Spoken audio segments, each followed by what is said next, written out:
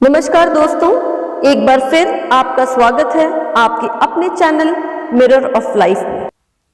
एक समय की बात है, मैं कहीं से गुजर रही थी और मंदिर में गई। जाते हुए मैंने देखा मंदिर के सामने कोने में बैठकर एक छोटा बच्चा हाथ जोड़कर भगवान से न जाने क्या मांग रहा था। ऐसा लगा मानो वो बच्चा मन ही मन रो रहा हो।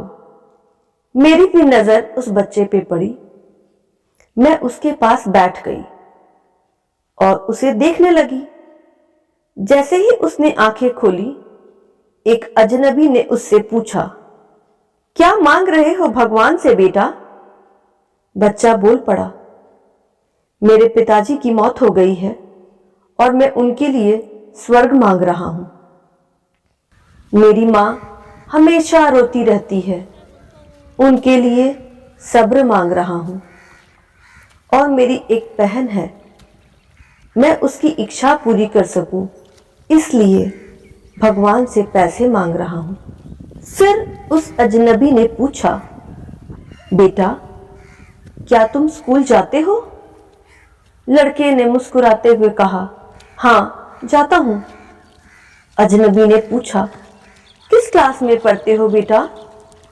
बच्चे ने बड़ी शालीनता से जवाब दिया, मैं पढ़ने नहीं जाता, मेरी मां चने बना देती है, मैं चने बेचने जाता हूं। स्कूल के बच्चे मेरी मां के हाथ के बने चने बहुत पसंद करते हैं। अजनबी ने पूछा, तुम्हारा कोई रिश्तेदार नहीं बेटा? बच्चे ने कहा, नहीं, मेरी मां कहती है गरीबों का कोई रिश्तेदार नहीं होता। तो वो सच ही बोलती होंगी, पर मुझे लगता है कभी कभी मेरी मां झूठ भी बोलती है, क्योंकि जब हम सब खाना खाते हैं तो कई बार मेरी मां हमें देखती रहती हैं, और जब मैं कहता हूं मां तुम भी खा लो, तो वो कहती हैं मैंने पहले ही खा लिया है। उस समय मुझे लगता है वो झूठ बोल रही हैं।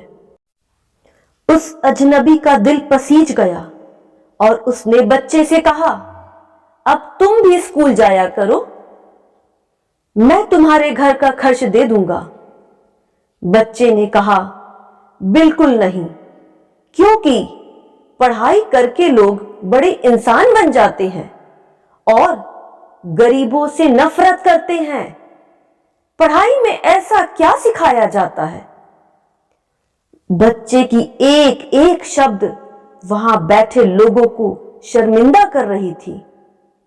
बच्चे ने कहा, मैं रोज इसी मंदिर में आता हूं और यहां आने वाले हर इंसान मेरे पिताजी को जानते हैं, क्योंकि मेरे पिताजी इसी मंदिर की सफाई करते थे। और आज ये सब अजनबी की तरह मुझे पहचानते भी नहीं।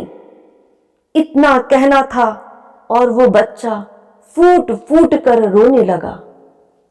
ऐसा लगा मानो बच्चे के रूप में भगवान कह रहे थे, मिट्टी को क्या पूजते हो, मेरे रूप में कई ऐसे भगवान इधर उधर भटक रहे हैं, उन्हें भी पूज लिया करो। तो हाँ दोस्तों, ध्यान रहे, आपके आसपास कोई बच्चा काम करता हुआ नजर आए तो उसकी मदद जरूर करें। उन्हें इस दलदल से निकालने की कोशिश करें, क्योंकि पता नहीं ऐसे कितने बच्चे हमारी जिंदगी में आकर कब चले जाते हैं।